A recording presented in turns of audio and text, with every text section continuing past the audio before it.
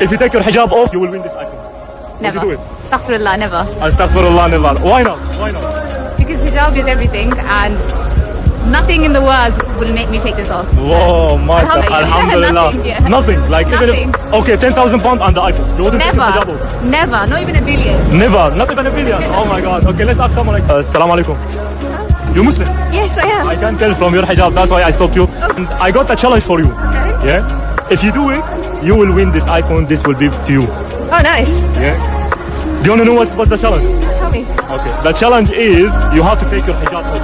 Oh my goodness. If you take it off and you show me your hair, you will win this iPhone 12 Pro Max. I promise you, it's gonna be you. Oh, that is insane. How can you ask me to do something like that?